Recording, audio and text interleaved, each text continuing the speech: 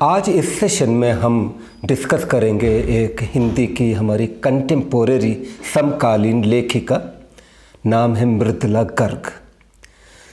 मृदुला गर्ग महिला कथाकारों में एक शीर्षस्थ कथाकार है। उनका एक उपन्यास नॉवेल चित्तकोबरा पूरे देश में अनुवाद के द्वारा, ट्रांसलेशन के द्वारा, और दूसरा एक है उनका कठ गुलाब। कठ गुलाब बोले तो अ रोज़ मेड बाय वुड, कठ गुलाब बहुत प्रसिद्ध हुए हैं। आज हम बात करेंगे मृदुला गर्ग की एक ऐसी कहानी जो दिखने में बिल्कुल फ्लैट, समतल, लेकिन इस कहानी में हमें एक भारतीय मध्यवर्गीय नारी के जीवन की आकांक्षाओं का पता चलता है।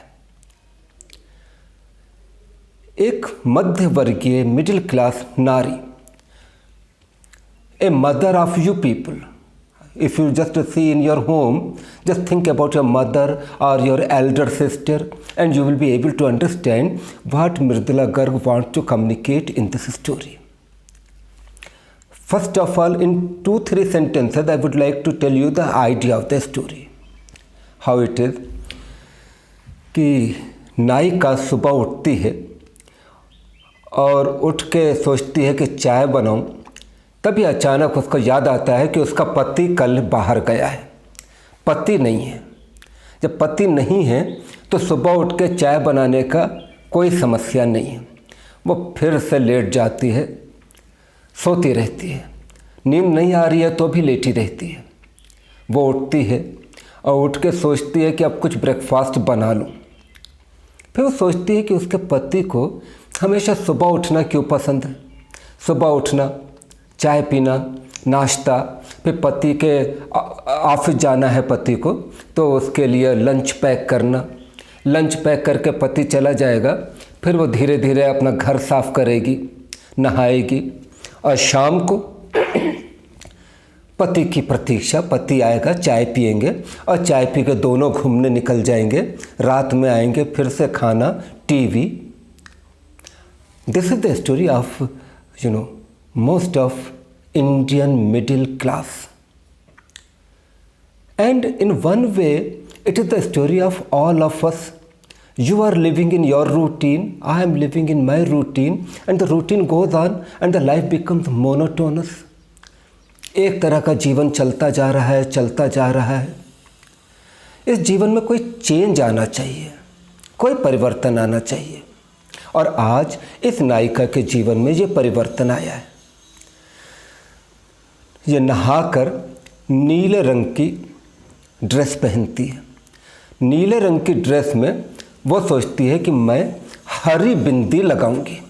नीली ड्रेस में नीली बिंदी नहीं, हरी बिंदी। फिर वो सोचती है कि अभी उसका पति होता तो पति कहता है कि what it is going on, it is just not matching.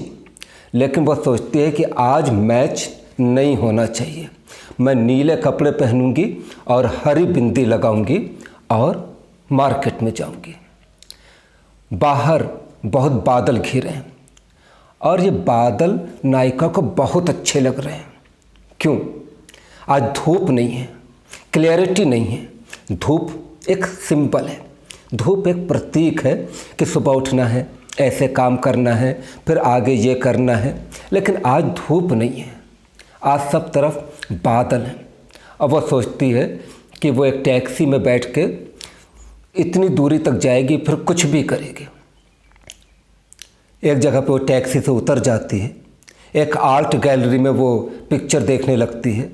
एक मॉडर्न आर्ट की पिक्चर उसे कुछ नहीं समझ में आती तो वो ज़ोर से हंसने लगती है। एक आदमी उसको देखता है तो वो सॉरी कह के निकल जाती है और फिर सोचती है कि कहीं वो पेंटिंग इसी आदमी ने तो नहीं बनाई थी। ये सोच के वो और हंस लेती है। फिर एक होटल में जाती है, वहाँ पे बोलती है कि हॉट कटलेट, गरम कटलेट और साथ में आइसक्रीम। वेटर कहता है कि ये कौन सा कॉम्बिनेशन। वो फिर हंस के कहती है कि यही कॉम्बिनेशन है, तुम लेके आओ। तभी वहाँ एक स्ट्रेंजर आता है वो उससे बात करने लगता है। नायिका कहती है कि मुझे ये बादल बहुत पसंद है। स्ट्रेंजर कहता है मुझे धूप पसंद है, लेकिन एक दिन बादल भी हो तो चलता है।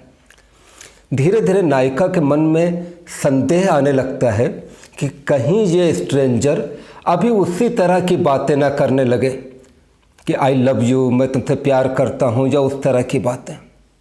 तो वो सोचती है कि मेरा दिन खराब हो जाएगा।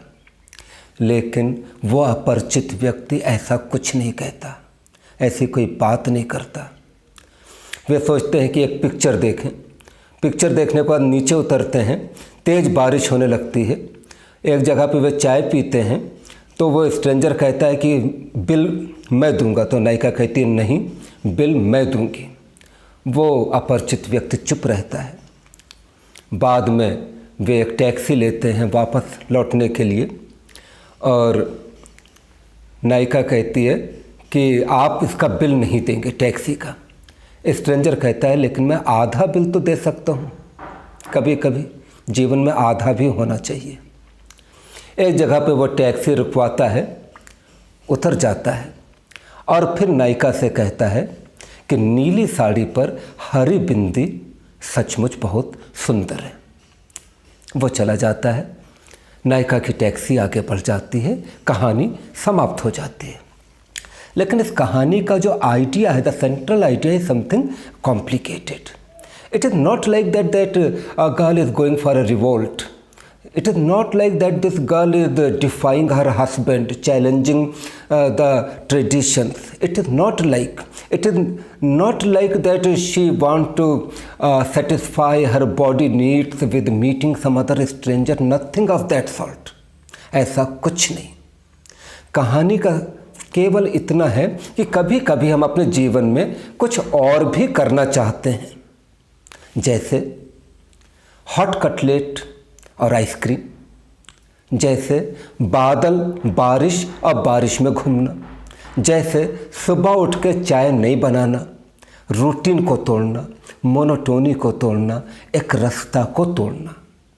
यही मृदुला गर्ग की इस कहानी का संदेश है। एक सुंदर कहानी है, यानी कि भयंकर स्टार।